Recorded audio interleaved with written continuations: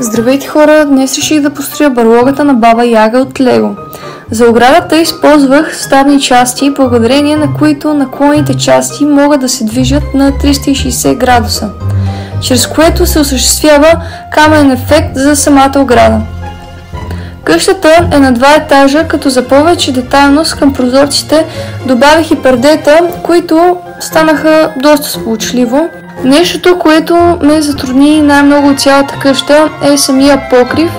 Той е съставен от 3 части, като страничните части са направени от плочки, на които има закрепена паяжина с паяк, а предните части са по-особени, защото са закрепени към предната стена, за която използвах странична техника, за да мога да покажа самите дъски към фасадата по-подробно, за да не изглеждат чак толкова дебели дъските. Друго интересно нещо за предния покрив е навеса на втория прозорец, тъй като за него използвах крака на мини фигурка, докато за долния прозорец за по-скоро украса сложих призрак, който да придава хелоуинско настроение.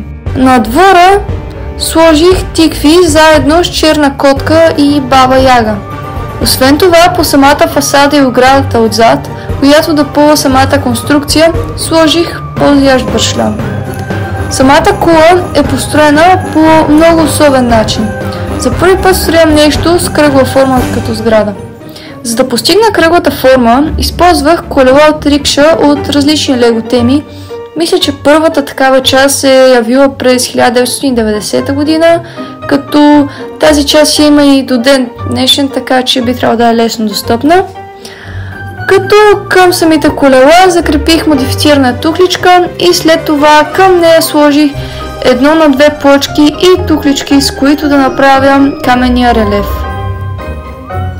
Покрива, както и на предната сграда, ме затрудни най-много. Той е направен от техни черни пинчета, заедно с цилиндрични тухлички, които са закрепени по доста, както казваме в лего страните, средите, нелегален начин, като най-отгоре на кулата има прилеп, който придава доста як вайб към самата кула. И накрая остана да ви покажа паяка, който иска да събори кулата. Той има 6 крака като нетипичен паяк. Тези 6 крака са направени от 3 механични части.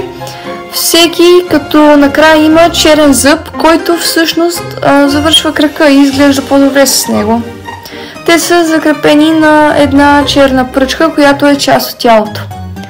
Главата е закрепена чрез същата част като оградата, които дават 360 градусова свобода за въртене, и като цяло това е за този мок. Ако имате някакви въпроси, не се колебайте да ги питате и приятен Хелоуин на всички!